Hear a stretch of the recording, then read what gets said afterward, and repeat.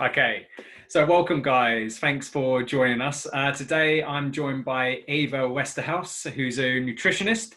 And hopefully she's going to begin by telling us a little bit about her background, and that will be the launch pad to our whole discussion. So Eva, tell us about your background and kind of the journey that you're on, I guess.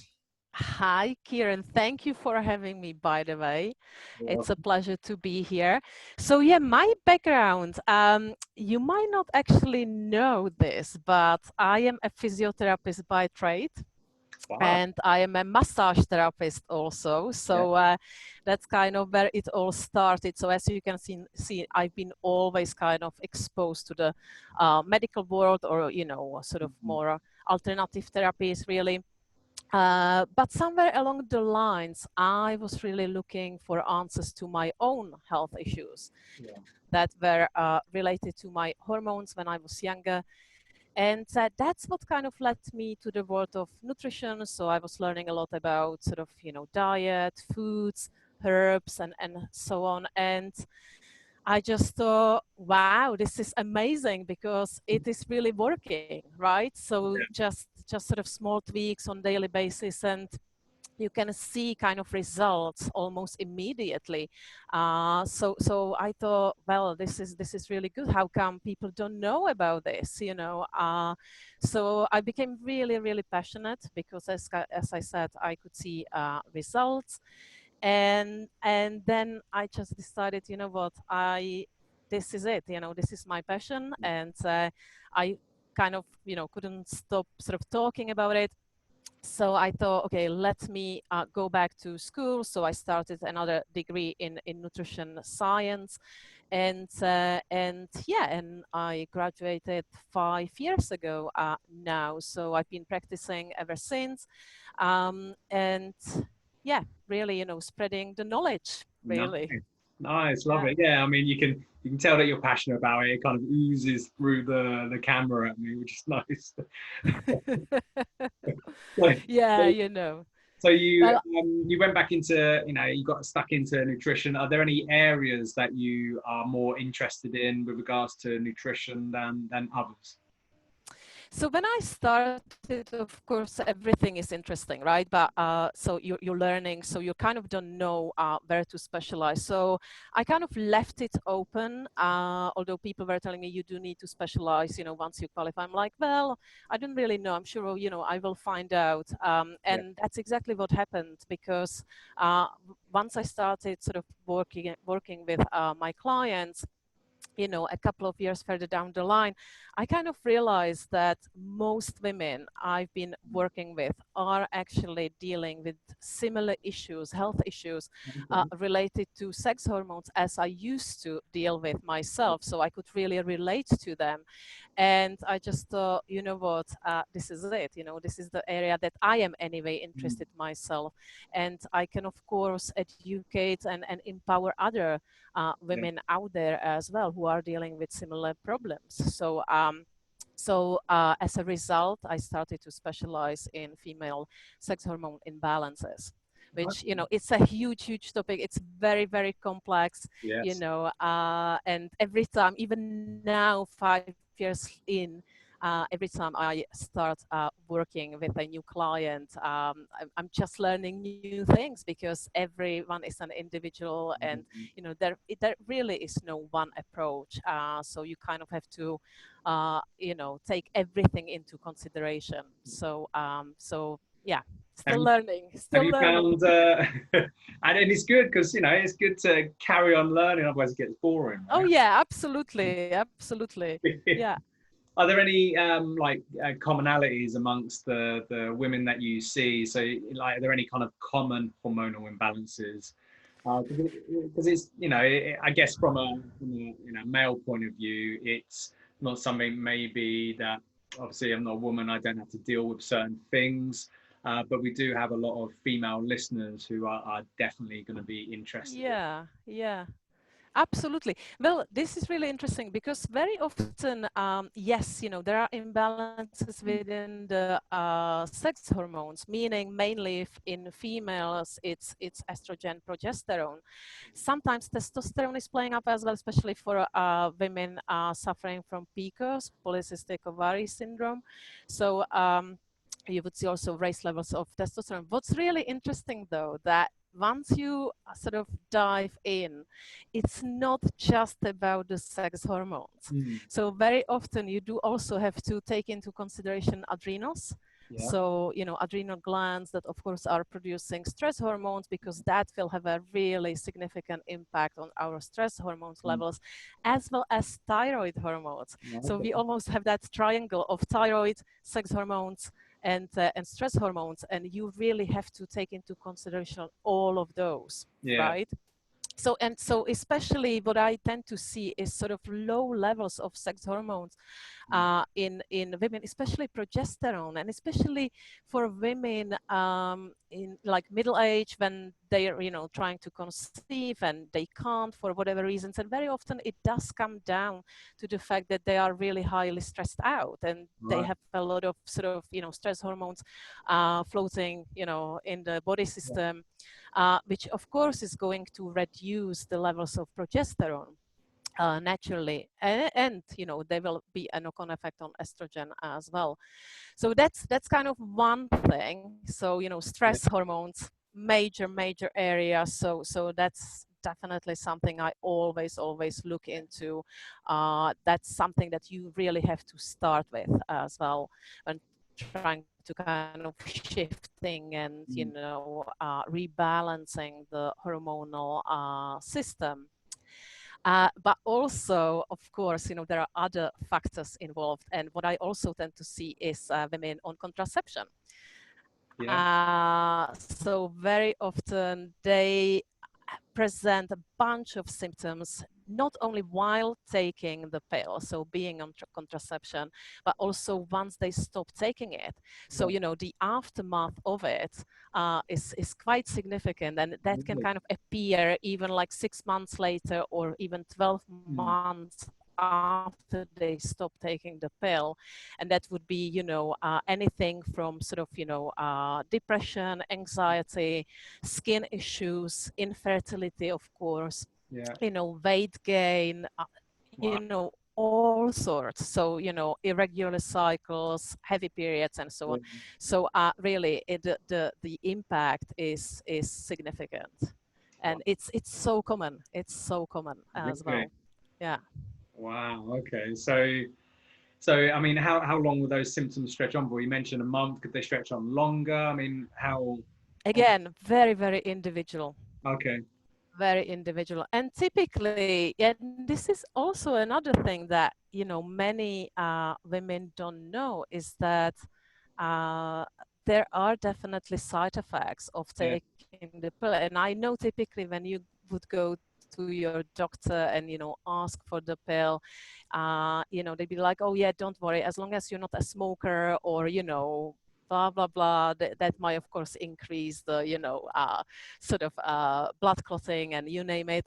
Then you'll be fine. But what they don't realize is that the pill is really robbing you not only of vital nutrients, Mm. right, that you need, Yeah. like something like magnesium, zinc, B vitamins, Mm. iron, you name it, all of those sort of key nutrients that we need to function.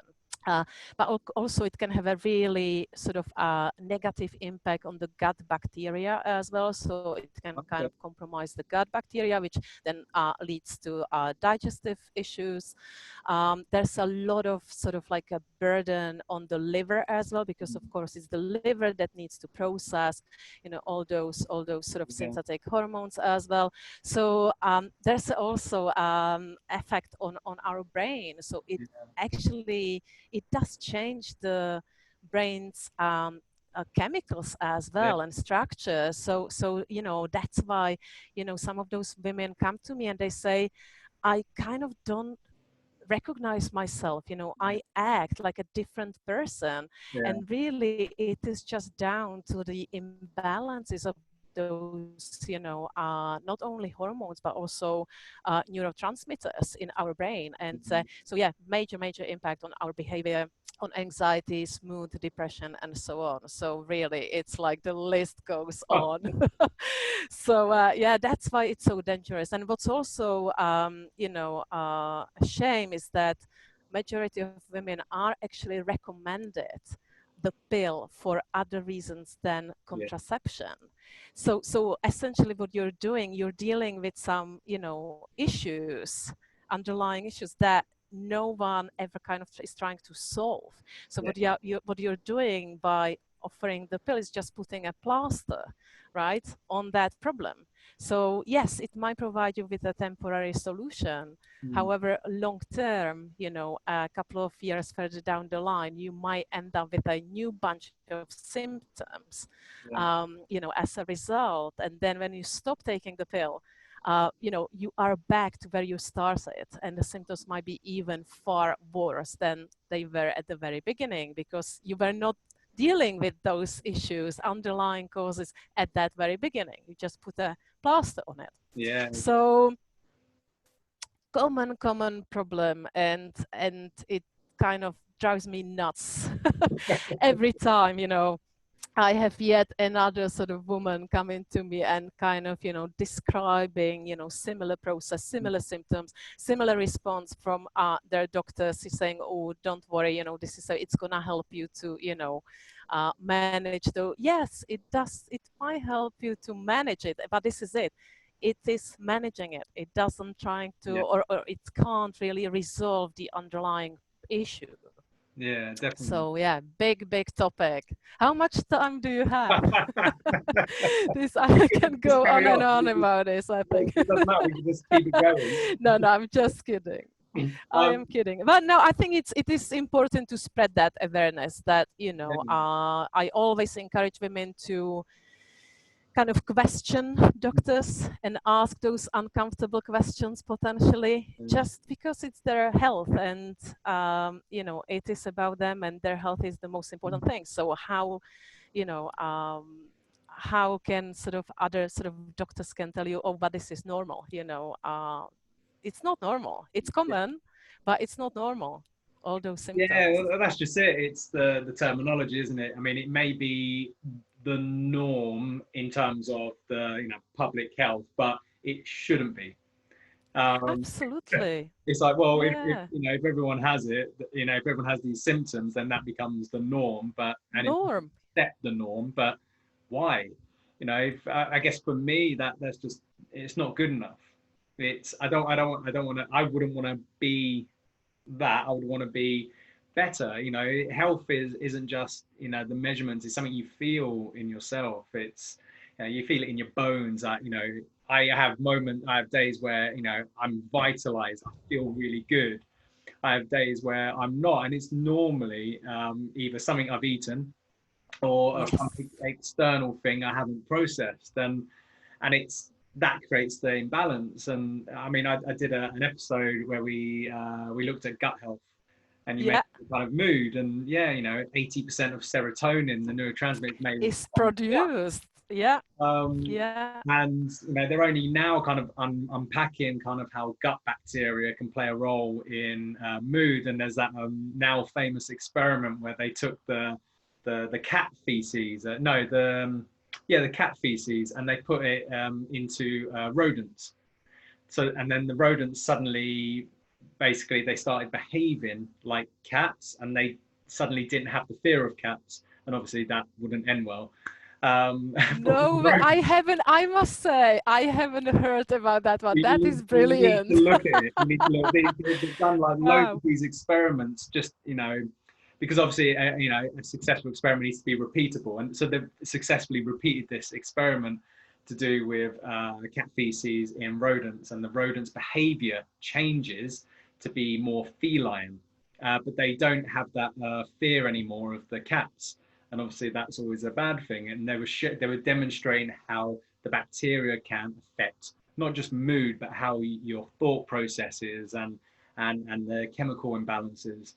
So when you're talking about gut health, well, it's crucial. Like if that It's falls into place, absolutely for instance, crucial. then It's absolutely crucial, because also what you're saying is that we know about this gut-brain connection, right, as well. So of course, this is exactly what you just mentioned. If you just replace the gut bacteria, that's going to have a sort of some kind of impact on the brain, and also that, behavior too, yeah, and mood as well. So you might act differently too. So this is like mind-blowing. Like seriously, like talking about gut health is like yeah, totally mind-blowing, and I think there is still so much we probably don't know about that.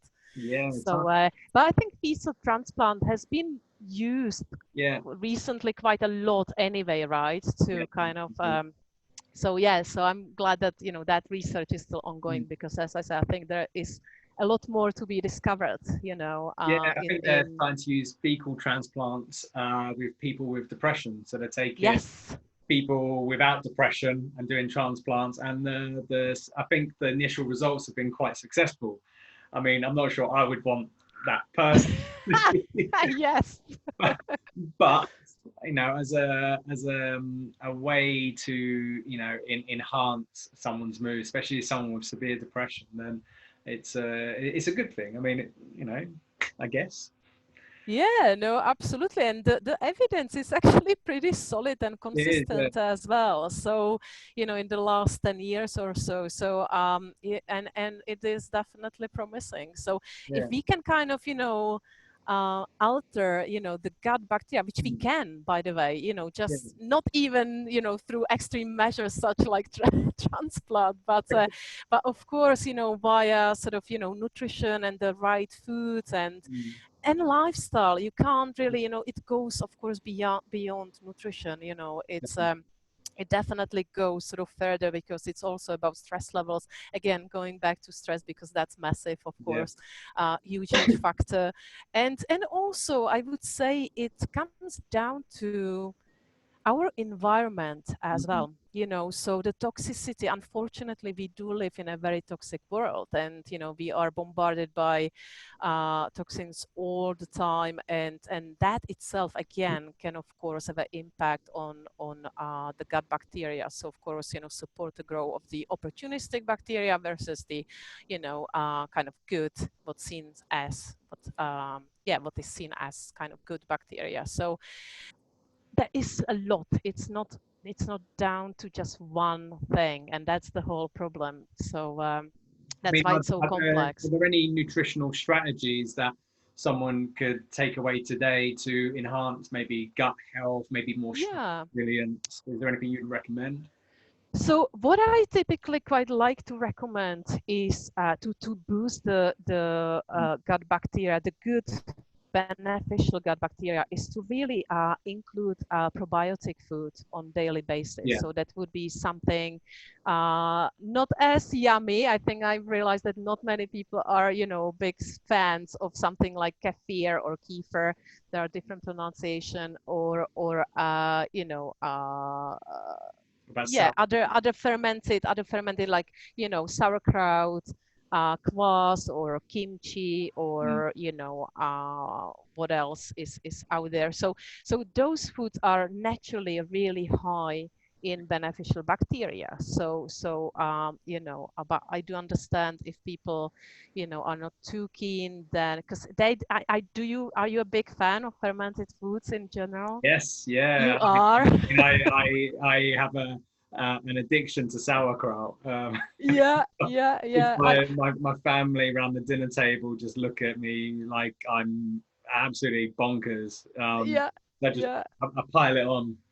Um, but yeah, I love it. I love the taste of it, and kefir, and different types of proper organic yogurts and Absolutely. And this is exactly it. And I love it too, because as you can tell, obviously coming from Eastern Europe, this is something we all, grew up on, kefir and sauerkraut. And pickles and like that was the way of eating during winter when you didn't have a necessarily sort of fresh food.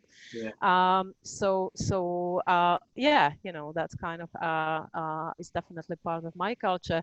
But then also it goes beyond probiotics. Also, we do need prebiotics. So there's a difference, of course, between probiotics and prebiotics. And prebiotics, in a simple way, it's basically food to feed this beneficial bacteria. So it's mainly found in vegetables and root veggies, artichokes, asparagus, ginger, onion, garlic, you name it. Dark chocolate, if there are any dark chocolate lovers, like good quality, high, a percentage of dark chocolate, then again, it's a type of prebiotic food. So also good. Then, so those are of course the foods that we should be focusing on, but also there are things that ideally we should be avoiding or limiting the exposure to. So something like sugar is a massive killer of beneficial bacteria. Of course, that would kind of feed the more opportunistic bacteria as well. So sugar is number one, highly processed carbs as well. Alcohol, unfortunately, another one that is not in larger quantities is not that great really.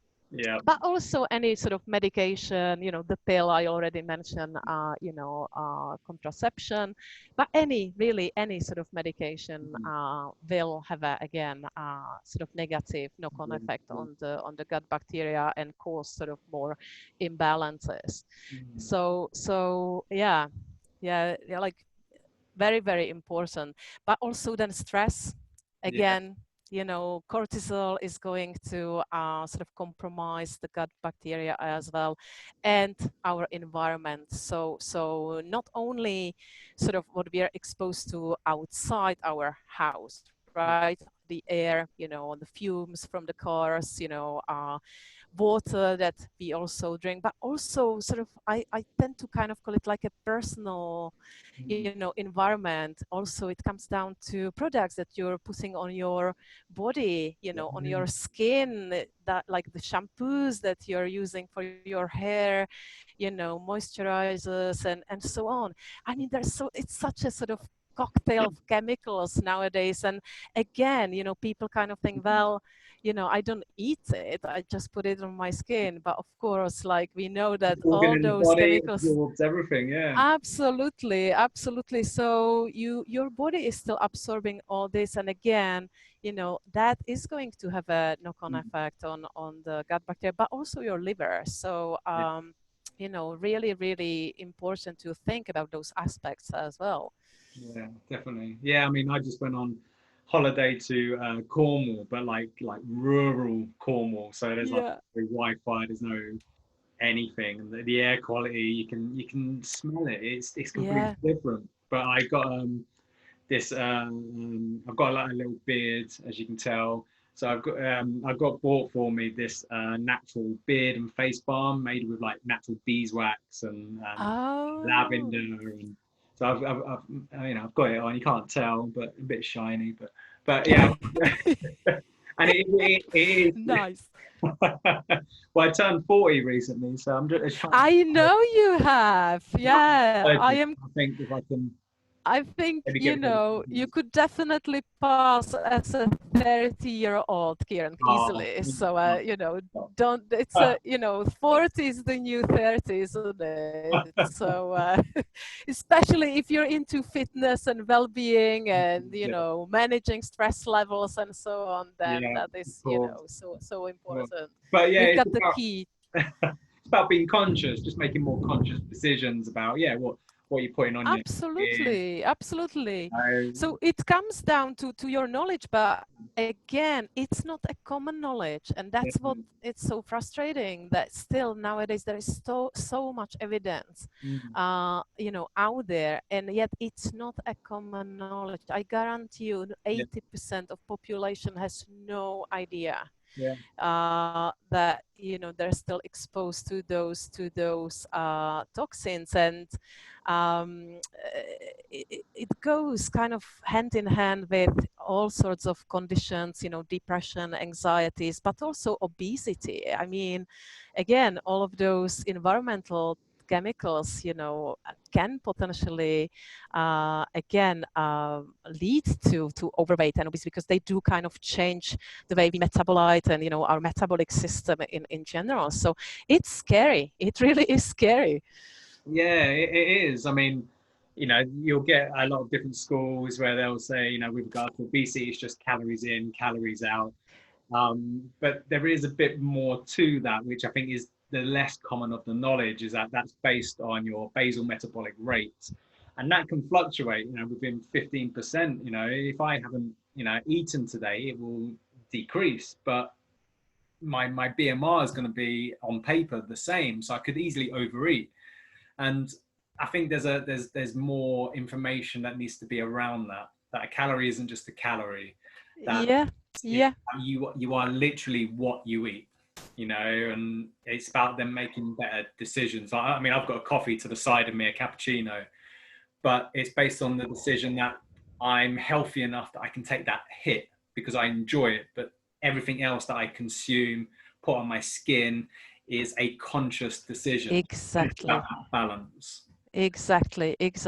No, absolutely. I mean, it's not about being perfect all the time, but it's, as you said, it's about finding the right balance, and especially when it comes to weight. And I'm sure you're probably dealing with this on daily basis with your own clients. But if you have sort of like 5 different people coming to you, and all of them are saying, I'm doing all the right things, and yet I'm not losing weight, you can probably find 5 different reasons why they're not losing weight, right? So it can be, one of them can be really purely down to the fact that they do eat a lot. They might even eat the right things, but they tend to eat too much of it. So, okay, so that in that case would be more or less about sort of, keeping an eye on the amount of calories. But I'm with you 100%. I don't believe in this calorie in, calorie out approach. I think it is a lot more complex than that. Then you get those who say, I eat all the right things, and yet, I don't seem to lose weight. And when you then look at what they're actually eating, you do realize that they're not eating the right things. They just think they eat healthily, right? So, there's still this enormous kind of fear and anxiety around fats, so there's still this sort of misunderstanding, pretty much among the sort of general public that fats are still bad, and so they try to avoid fats in general. And I'm like, no, you need fats. Fats are good for you. So again, they think they eat, of course, healthily, but they actually don't. So you still have to explain. But there might be, of course, other people who might be stressed out, and yes, they might have really, really good diet. They do exercise as well. Yet their cortisol levels are so high that the body is like constantly, like chronically running on adrenaline and cortisol, and like, of course, that is going to, lead to weight gain as well, or the inability to lose weight, really.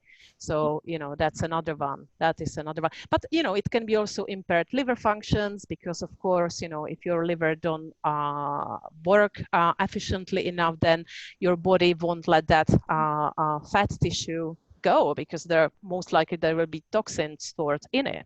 So then your body is clever. Your body knows, well, I can't let that excess fat go, because then there will be a release of all of those stored toxins into the body system, and that person's liver are not functioning well. So that's like a protective mechanism almost. So again, working on the liver and supporting those pathways really, really can help when it comes to weight loss as well. Or for others, again, might be down to thyroid hormones, sex hormones again, but also something like a heavy metal toxicity, which can be, there might be sort of heavy metals trapped in mitochondria, in our cells, and again, kind of not let that excess weight go either. So you know, I'm sure you can relate to this, right? You get like a bunch of people aiming towards the same goal, yet everyone needs a very, very different approach, Yeah, right? totally. I mean, even back in 2010, I was training for my first marathon, and I was putting in so many miles, and I couldn't lose weight. You know, my little my app, my everything was telling me I'm burning 4 or 5 thousand calories a day. I'm consuming what 3,000 calories like at most, and I'm not losing any weight, and I actually put on weight. And it's one of those where I had to take a step back and look at it objectively, because you know you're in it, so it's hard to kind of Yes.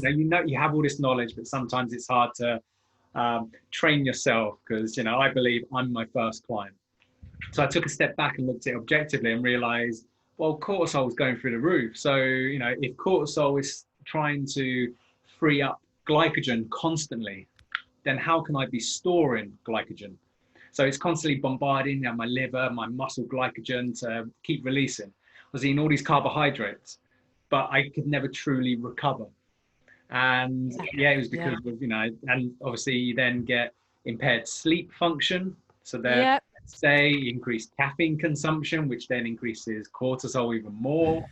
And why am Vicious I tired? circle. Yeah, you go around in that circle, and I was eating more Yeah. carbs, more everything, getting injured constantly. And yeah, I had to take a step back and just look at the obvious. I'm like, I'm doing too much, Yeah. definitely doing too much caffeine. And you just take a step back and treat yourself as a client. I need to work on sleep. I need to work on quality nutrition and decreasing my mileage. And lo and behold, weight started coming off, Yeah. recovery got better, and there was less injuries. And it was just little tweaks. Just take a step back, look at it objectively. How would I approach this with a client? Did the same to myself. Yeah. Yeah. Yeah. Absolutely. Absolutely. That slowing down Mm, is something that majority of us kind of don't follow, really. You yes. know, we kind of almost see it as a bad thing, as Yeah. something like, oh, you know, no, yeah, I can't take 20 minutes just to, you know, slow down, or even kind of like take a step Yeah. aside from your, you know, running like from Yeah. morning till evening.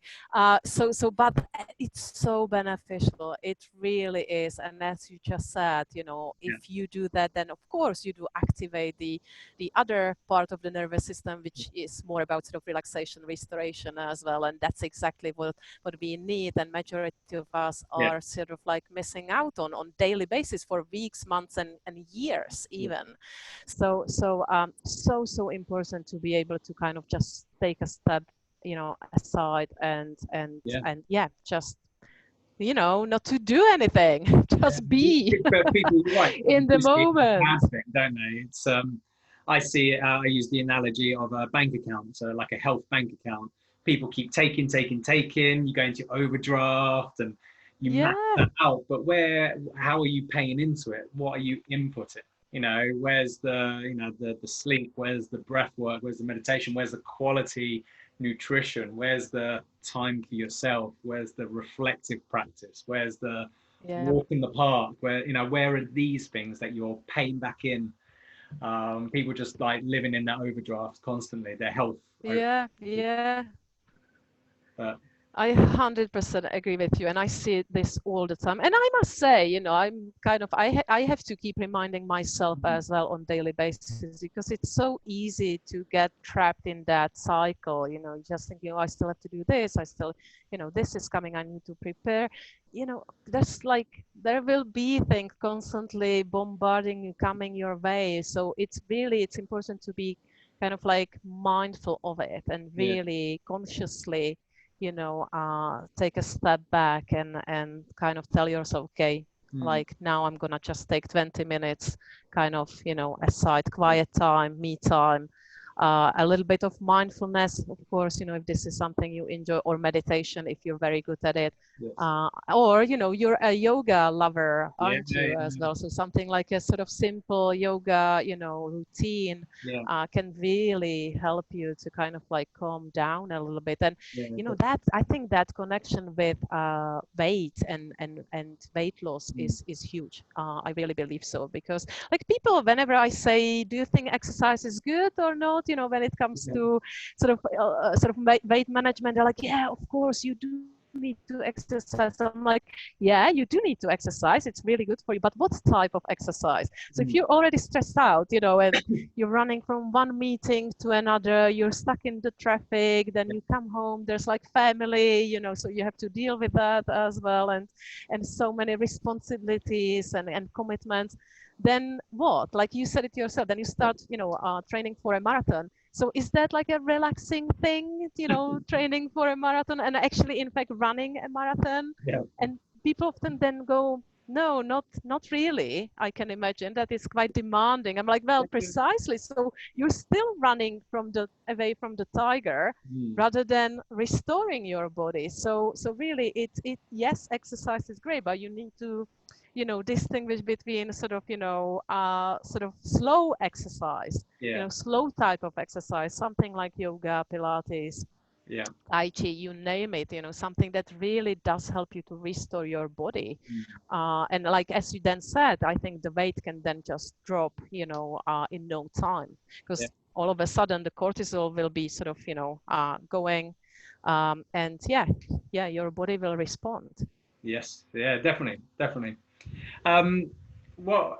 So I guess coming back just slightly to like women's health, more specifically, is there anything? Because I mean, from my male perspective, I don't hear enough about like menstrual cycles, like things that women can do around menstrual cycles, maybe with nutrition and lifestyle to maybe ease what I can imagine is, for some people, quite a painful time in the month. But also, I guess a lot of women adapt to it over a period of time. But is there anything nutritionally that women can do? Yeah. So typically what I would, and this is one of the more generic advice. So we just said that, of course, everyone is an individual, but this would be more generic advice.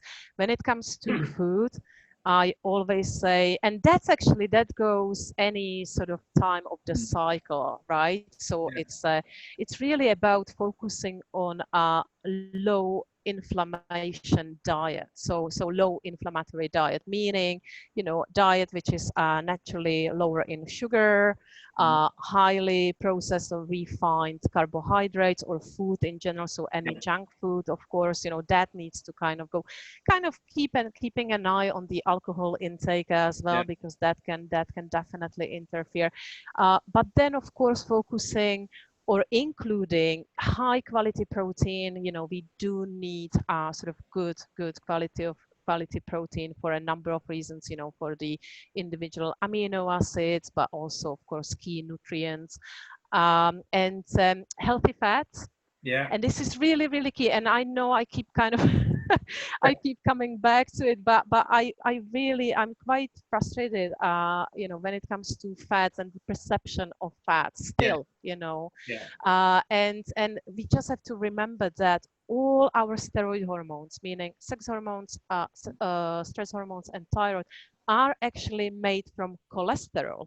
That's the kind of mother molecule for all of those. So this is the building, blocks for sort of being able to create something like estrogen, progesterone, testosterone, and so on, right?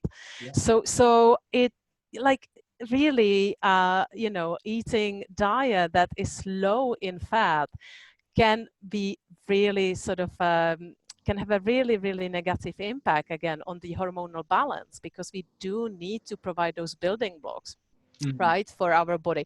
So healthy fats, something like, avocados, a variety of nuts and seeds, you name it, whatever, you really like, you prefer, something like oily fish,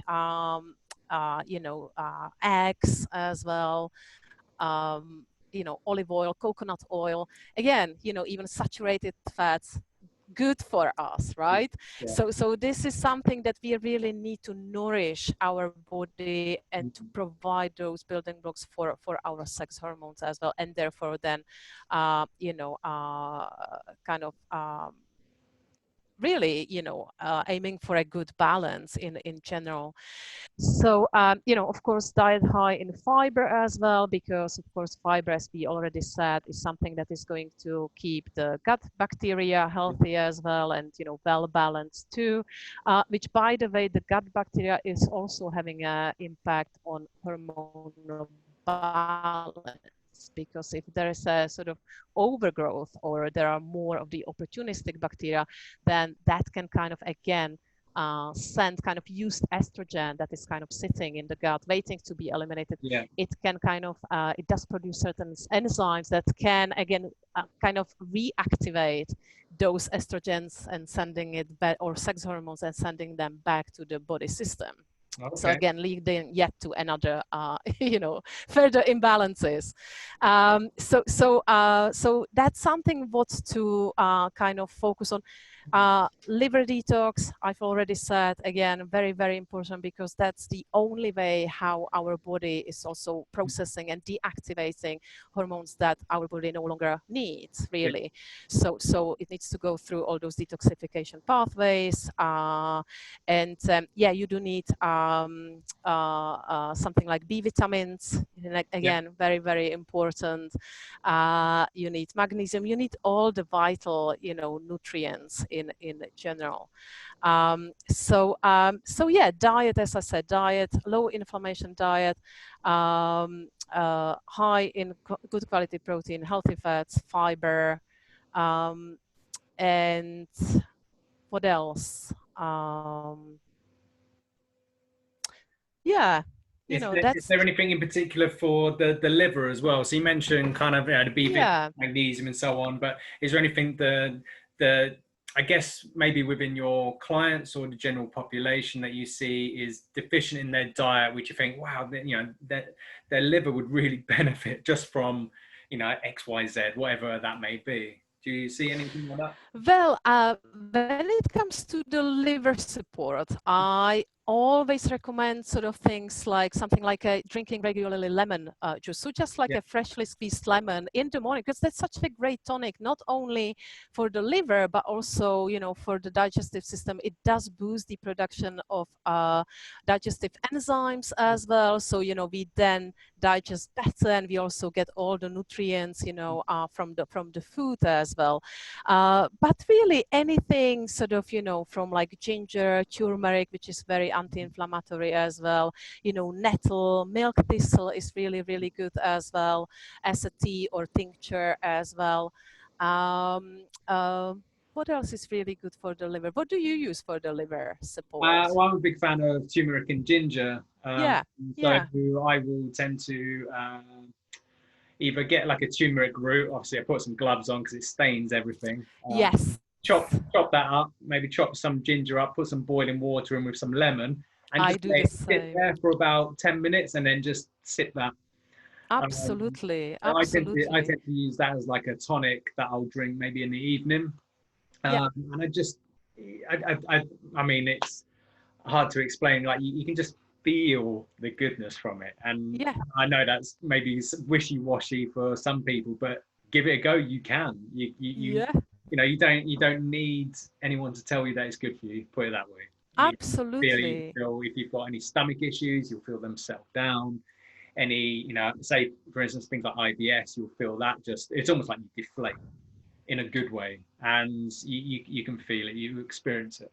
And I think sometimes, with all this knowledge that we have, people just have to experience things for themselves. And Yeah. bit of This is ginger, it. bit of turmeric, bit of lemon is cost effective and takes no time at all. Just to maybe drink that in the morning or in the evening, and people can experience it. It's Absolutely. And very often it actually comes down to exactly this, like knowing how well you can actually feel. yeah, So once you experience this, you know, you don't want to take a step back. You don't want to feel crap again, you know, sort of eating, living off junk food, or, you know, drinking too much or similar, because you know how well you can be feeling. And this is the problem, because majority of people actually don't know that. Yeah. You know, they don't experience that feeling, and once they do, that's what keeps them going. That's the drive, that's the motivation. So, you know, often I'm sure you hear the same from, you know, sort of, you know, other people. I don't know how you do it, you're always sort of eating so well, you know, you're so dedicated. Yeah. It's not about that. Yeah. It's not about your dedication. It really is the fact that your body is functioning so much better, you know, on that specific diet, nourishing your body really, and not only your body, your brain. So therefore your cognitive functions are also a lot better. So you, it's just something that is so difficult to describe to someone who has never experienced this, right? Because you sound like a total, like, you know, Yeah. Yeah. liar. I didn't want to use the other word because you would have to like edit this, but No, but no, you it's say it's anything you it's want. it really comes down to sort of yeah, being able to know how well your body is designed to actually function or feel in general. And unfortunately nowadays majority of people don't know how well they can be feeling, and that's the problem. So it's quite nice though, actually, for me as well as you, I assume, you know, doing the job that we are doing, just Yeah. like it's quite eye-opening. And once you really help someone to experience this, you Yeah. know, that's like the most kind of rewarding feeling that you know, you can get, really, you can Yeah. have. That's, you know, that's so nice about what we are Yeah. doing, you know, being sort of you know, educating other people on Yeah. health and lifestyle, really. Yeah, definitely. I think the one of the biggest rewards is going beyond any measurements. It's when a client comes in, maybe after 1 or 2 weeks of being with you, and they're genuinely happy, and it may be Yeah, the yeah, first time in a long time that they're happy, and it's normally because they have actual energy, they have vitality, and they're thinking, you know, there's a switch that's just turned on, and suddenly they're yes, thinking, what's happened? What's changed? I only made these small changes. Like, well, yeah, you know, they're all cogs. You know, imagine you've got all these cogs turning, and if 1 or 2 cogs isn't working properly, then all the others have to pick up the slack. absolutely, And absolutely. when people actually experience this and they realize, actually, yeah, you know, like sleep is a big one. You know, people don't really sleep that well. And, you know, sleep, you know, is one of the biggest ways people can gain weight, decrease health. Mm-hmm, mm-hmm. And as soon as they get a good night's sleep, they, you know, the next day they're like, wow, I can actually do things.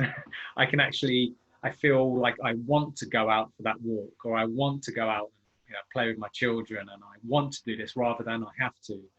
And to see that shift in things is, you know, it is awesome, because their motivation increases to eat proper food instead of junk food, which everyone This is knows. it. You know, if you're not sleeping right, you know, you're going to have sugar cravings and whatnot. So it's just Absolutely. those little shifts, those little changes that are crucial, because, you know, we can talk about nutrition all day, but it's whether someone's prepared to actually go down that road. So, you know, sometimes I'll work with someone, and we may look at, we will look at nutrition, but we may think, okay, that's a real long-term project. What can we do right?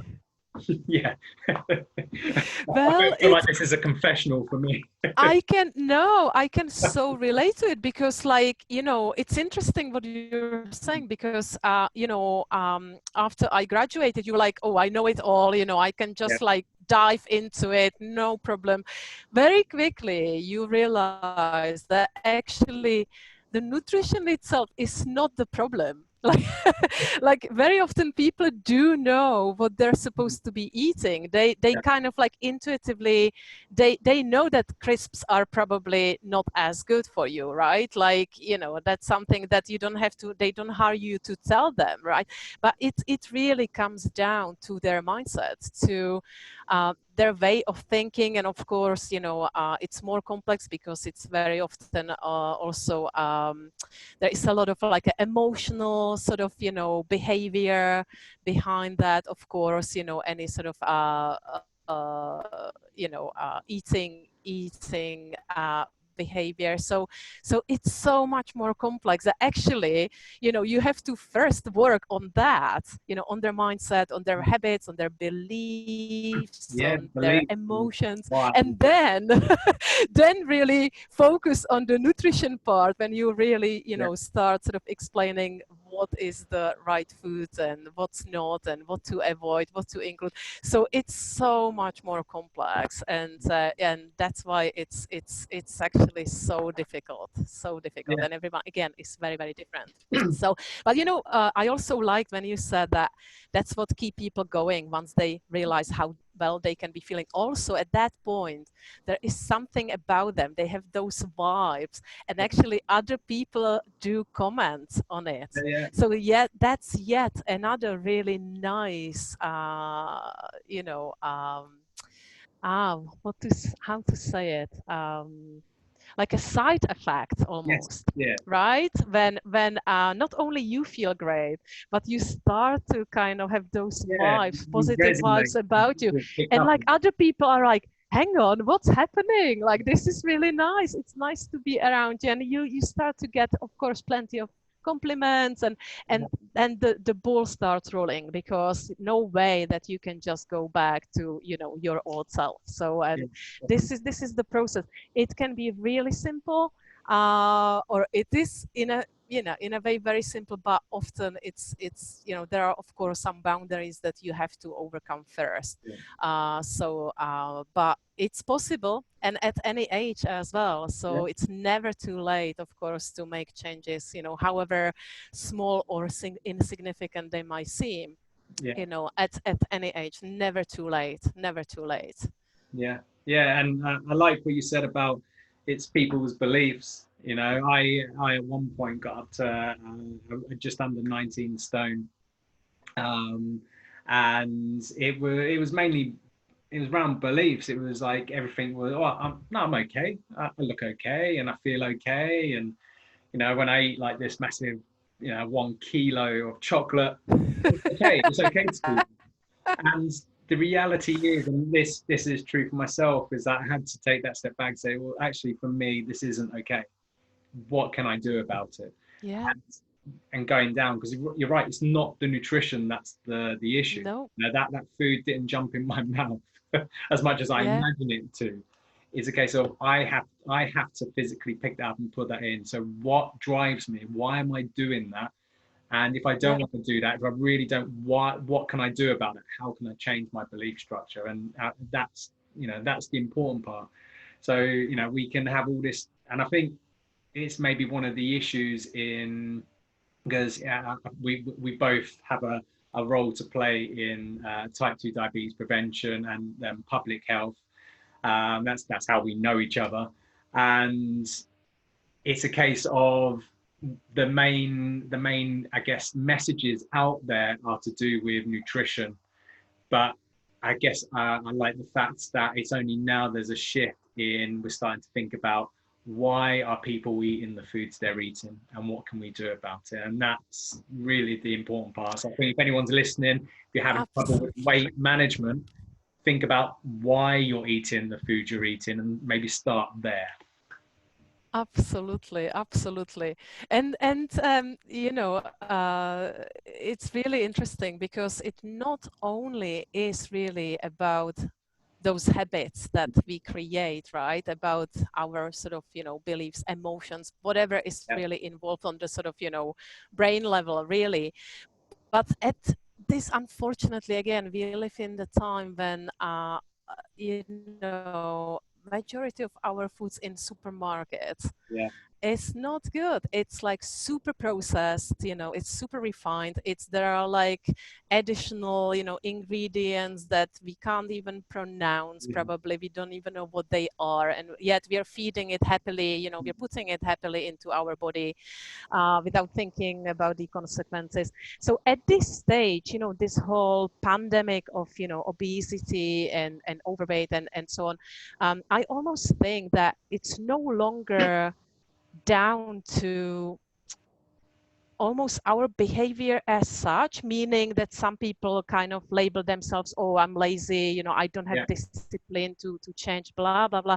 But in fact, at this stage, I almost believe that it's actually deeper and more complex in the sense that it is coming down to different biochemistry in our body, which is kind of altered as a result of those foods, of those processed foods. So it's almost not in our power, because those chemicals in our body, neurotransmitters and hormones, are far more powerful. And that's why it's so difficult also to make any changes. It's not you necessarily being weak or lazy or, not having discipline or not to respect yourself. I really feel that this is on deeper level now, because it's just that physiological kind of biochemistry or chemistry is so altered and embedded in us, that's another huge hurdle that it's so difficult to overcome. And at least here in the UK, I think the quality of food is still fine. We are still lucky in that sense. I spent living recently a couple of years in America. That was whole another level, and it just after 2 weeks of being there, it kind of clicked, and I understood instantly why they're having such a sort of obesity crisis, but other conditions, of course, diabetes, you name it, just because the good quality food is extremely expensive. So of course, people go for the cheaper food, which is more sort of junk food, because they can afford it, and they can feed their families.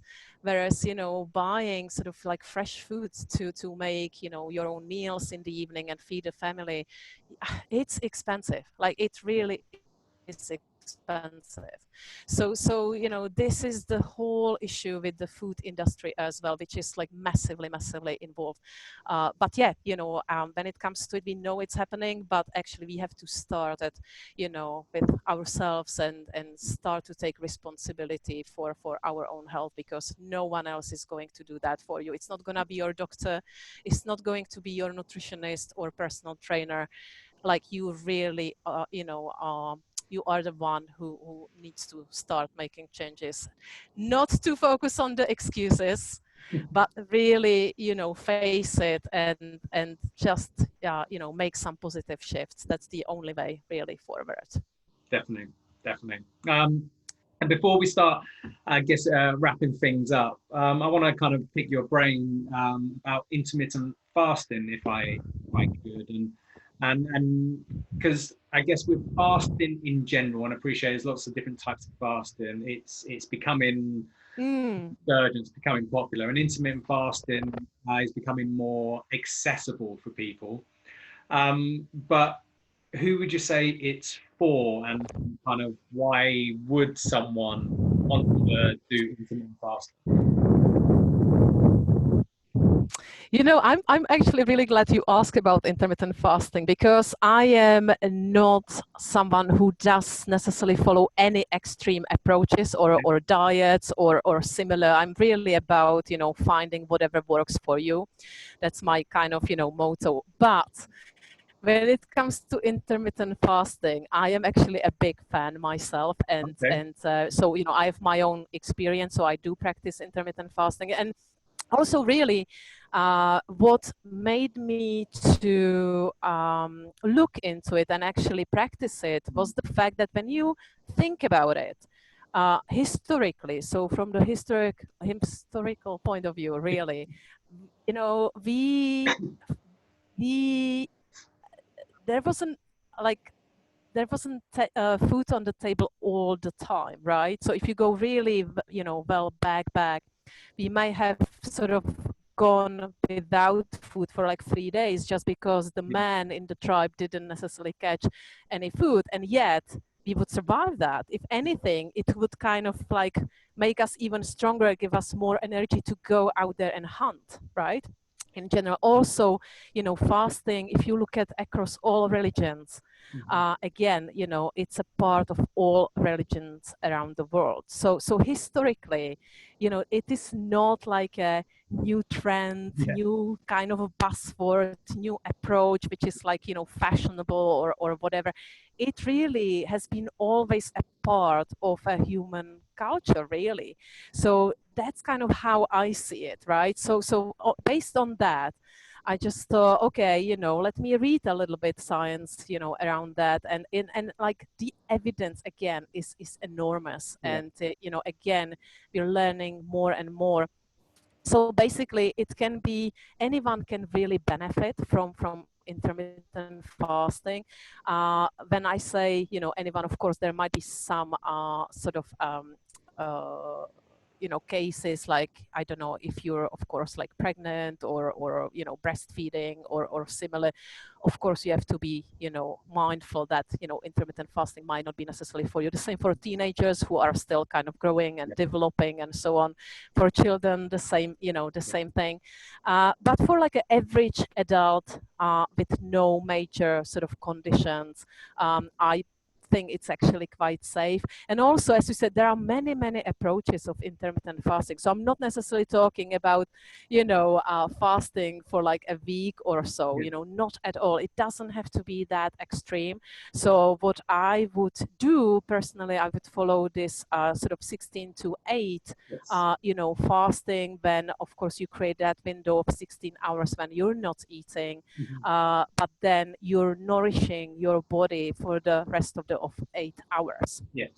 So you're not necessarily missing out on calories as such, because you're still, during that feeding window, you would still focus on very highly nutritious food. So again, high in protein, high in healthy fats, fiber, slow carbs, and similar. But of course, then again, during that sort of fasting window, you would be mainly sort of like drinking. And it's actually really doable. Whenever I mention this, people go, oh no, I can't imagine sort of not sort of not eating for 16 hours. But if you think about it, you can have your last meal at 7 o'clock in the evening, your lovely dinner, and then not eat until let's say just like 12 hours. So the following day at 7 o'clock in the morning would be already 12 hours, right? And that's really doable. That's really achievable. And some people would even say, well, this is what I'm doing anyway. I'm like, yeah, great, but many people don't. Many people still keep eating at 10 o'clock in the evening, midnight, you name it. And then, of course, that's going to compromise, the quality of sleep, our detox, and liver sort of detox, I was going to say. So again, there's a sort of, it's not great. It's not great. So you can take this even further and potentially start or having your first meal at 9 o'clock in the morning, which would be already 14 hours. And then, build up on it. So then potentially have your first meal at 11 o'clock in the morning. So more or less like a brunch type of, meal. And you already are 16 hours in. And I think it's really easily achievable. And actually it's really beneficial because of course it is going to regulate our hormones, especially insulin. So as we know, insulin is a massive sort of, the most significant hormone when it comes to weight. Talking about weight, because the minute our body is producing insulin, then that's automatically shifting our body into this sort of fat storing mode, right? So if we don't really release insulin. If you're not eating and insulin is not being sort of released into the body, we're shifting our body into fat burning mode. And so this is the whole idea behind intermittent fasting. So it's nothing extreme. It can be quite easily done. It's quite realistic, achievable, and yet really beneficial. And you've probably tried that before. But again, what's really ironic is that although you're not eating, you actually feel really energetic. So the energy levels, go really, sky high, and your sort of brain functions, like your concentration, your mood, it's so clear as well. So it's really, again, interesting to experience that shift from from kind of starting to almost burn a little bit more fat rather than living of sugar or burning sugar for energy. So really, really interesting. And I have positive experience myself. My clients are really benefiting, and especially for women, actually talking more about the female sex hormones as well. Especially women who are suffering from something like polycystic ovary syndrome. This can be really, really beneficial because actually that is the cause is insulin resistance. And so therefore, if you tackle that through intermittent fasting, then you see really positive impact or benefits when it comes to that condition itself. So but it can be for I would say anyone. When I say anyone, you know what I mean. I don't mean, there are some exceptions, of course, but average sort of healthy-ish, person might definitely benefit or can benefit. What is your experience? Yeah, I mean, I practice intermittent fasting every day. I don't eat my first meal until midday. I stop eating probably around 6. It depends on the day. Sometimes 6, sometimes up to 8 o'clock, depending on what my day looks like. But yeah, there'll be a massive time period where I don't eat anything. In the morning, I tend to go for like a walk with my 1-year-old in the pushchair. So I do like a fasted walk, I guess.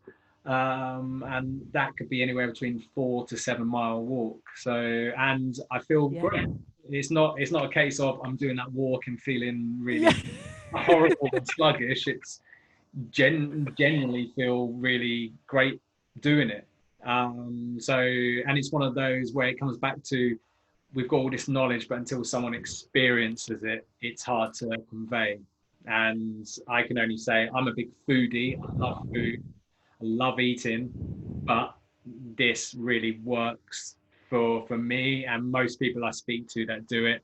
In fact, everyone I've spoken to who's done intermittent fasting have said it works. It's great. I feel good.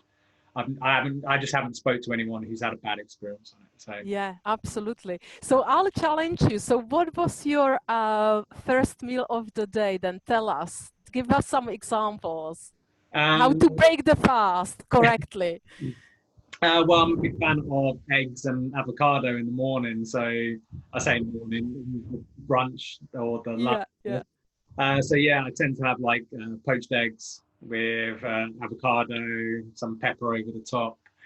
And yeah, I'll sometimes have 3 eggs, sometimes have 4. I'll kind of go with what I feel like I want to eat. And that will keep me good until probably about 3 o'clock, 4 o'clock maybe. I may have like a light snack, and that could be then. It's probably my favorite snack at the moment is like a full fat Greek yogurt with some blueberries, raspberries, and yeah, and I'll pile them on quite big, and I'll have walnuts on as well. Big fan of walnuts. Yeah, this is it. Nourish your body Yeah, as much as yes, possible. exactly that, exactly. And maybe some Yeah. pumpkin seeds. Love pumpkin seeds. Oh, you know what? It's like almost identical to what I had actually this this morning as well. So it's so funny that you're saying that. Yeah, yeah. But yeah, I agree. It's about nourishing your body, nourishing your mind. You know, you are what you eat. And if you want to be awesome, then eat awesome food. And you know, if you want to feel sluggish, if you want to feel impaired, then maybe yeah, go to the McDonald's drive-through. And that's the reality. And that's not me judging anyone who does that. That's my personal experience. You know, Yeah, yeah, yeah. No, having absolutely. We all feel sluggish. know how this is it. This is it. And actually, this is really important to know. So you can still go back to McDonald's, you know, for, you Yeah, know, chips, whatever, and burger. But then, like, if you know that you or you realize how bad you're feeling afterwards, yeah, you know, sometimes it's good to know that comparison, that difference, yeah, right? And sometimes I do have clients who come to me say, listen, I'm not like perfect all the time, yeah, but I can tell when I had too much of, I don't know, pasta or pizza, yeah, or because yeah, I am now able to read the symptoms and I'm able to understand what my body is trying to tell me. So I think having that knowledge is so empowering yeah, because, as I say, you don't have to be, you know, perfect all the time. It's not about that. But if you know, right, yeah, that's again that makes you to, you know, sort of bounce back on the right track in no yeah, time because it's, yeah, it's just, it's how it works. yeah, exactly that. And it's that kind of will be an ever decreasing circle of like the fast food. So they'll go back to it, eat it, think, oh yeah, I didn't feel good on that. They may have that once or twice a week, and maybe next week they only have it once. Maybe the week after they don't have it at all. But they can still go back to it if they want. Yeah, But I've always found that it's ever decreasing. Like those yeah, foods that maybe are causing that inflammation, that bloating, you know, that sluggishness. But I don't want to this is feel that it. way, so I'll gradually decrease it and increase, you know, these nourishing foods, and without us This maybe is having it. to say anything. And that This is it. it's about that person empowering themselves, experience it for themselves, but just being a bit more reflective and mindful, taking a step back. Well, how is this making me feel? But yeah. This is it. And be honest. Yeah, absolutely. Absolutely. Yeah. And be honest about that. So, yeah. And yeah, you know, and generally speaking, being more open-minded, you know, just try things Yeah. and see what works for you because no, as I said, no one really knows what works for you. Like you're the only one, you're your own best advocate. You know, it's not up to anyone else really to tell you that. So, but that's the problem that, you know, we then have to really be like pretty much in tune with our body and that's something that we have kind of lost, you Yes. know, in recent years, that we are kind of are so detached, you know, from our body. And women, you know, specifically, you know, when it comes to their menstrual cycle, you know, Yeah. we touched on that again, they have no idea what's going on. They don't know why they have, you know, those cravings, you know, just before the periods Yeah.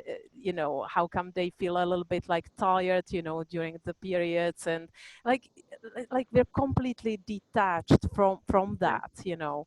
And that's, you know, especially if you're again on the pill or similar, that communication between the brain and your ovaries is like non-existent. So, you know, it's difficult. Yeah. uh, Yeah. Well, yeah. thank you for a very thorough and definitely educational chat. I really appreciate your time. As always, is there anywhere where can people find you? Have you got a website and so on? Absolutely. So I do have a website. So it's just Nueva Nutrition COUK. Very, very easy to find.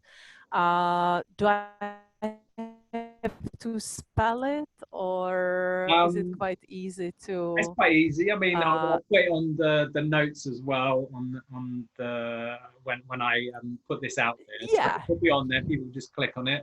But have you got social media?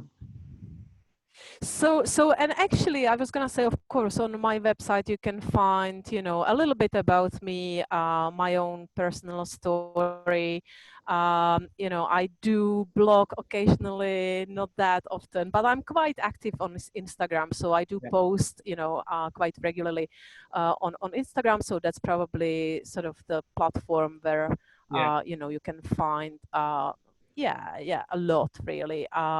But yeah, I'm based, in Oxfordshire, so just outside Oxford. So, but of course, happy to connect with anyone, UK based yeah. online. That's not a problem. So it doesn't have to be face to face. Yeah, Fantastic. thank you for having me. Yeah, thank It's been you. such a pleasure to be here. Yeah, it was a good conversation, and I hope people get a lot out of it, which I'm sure they will. I Yeah. hope so. I hope so. Yeah, thank you. Thank you for having me. I do appreciate that. So yeah, thank you for your time.